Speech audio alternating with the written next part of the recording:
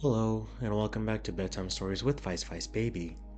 Tonight, I'll read you a book called Just So Stories by Rudyard Kipling. How the Whale Got His Throat. In the sea, once upon a time, oh, my best beloved, there was a whale, and he ate fishes. He ate the starfish, and the garfish, and the crab, and the dab, and the pace, and the dace, and the skate, and his mate, and the mackerel, and the pickerel, and the really truly twirly whirly eel.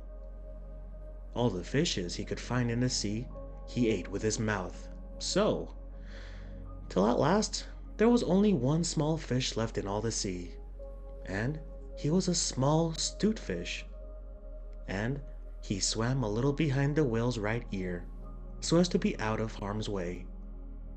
Then the whale stood up on his tail and said, "I'm hungry."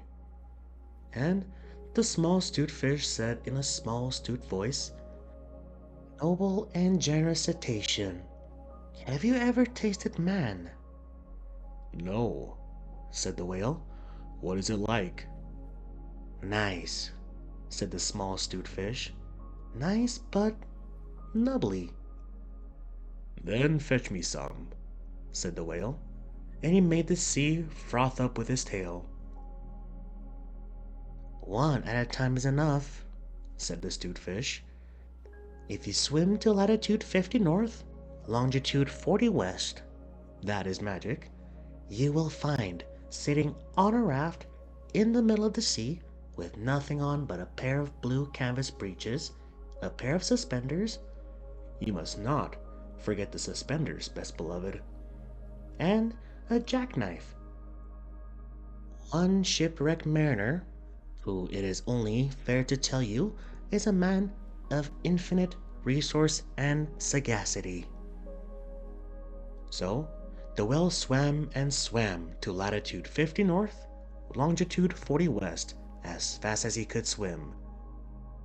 And on a raft, in the middle of the sea, with nothing to wear except a pair of blue canvas breeches, a pair of suspenders, you must particularly remember the suspenders, best beloved, and a jackknife, he found one single solitary shipwrecked mariner trailing his toes in the water.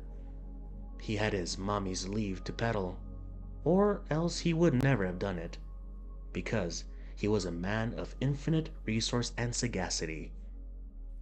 Then the whale opened his mouth back and back and back till it nearly touched his tail, and he swallowed his shipwrecked mariner, and the raft he was sitting on, and his blue canvas breeches, and the suspenders, which you must not forget, and the jackknife. He swallowed them all down into his warm, dark inside cupboards, and then he smacked his lips, so, and turned round 3 times on his tail. But as soon as the mariner, who was a man of infinite resource and sagacity, found himself truly inside the whale's warm, dark inside cupboards, he stumped, and he jumped, and he thumped, and he bumped, and he pranced, and he danced, and he banged, and he clanged, and he hit, and he bit, and he leaped, and he creeped, and he prowled, and he howled, and he hopped, and he dropped, and he cried, and he sighed, and he crawled, and he bawled, and he stepped, and he leapt, and he danced hornpipes where he shouldn't, and the whale felt most unhappy indeed. Have you forgotten the suspenders? So he said to the 'stute fish, "This man is very nubbly, and besides, he's making me hiccup. What shall I do?" "Tell him to come out," said the 'stute fish. So the whale called down his own throat to the shipwrecked mariner, "Come out and behave yourself. I've got the hiccups." "No, no," said the mariner.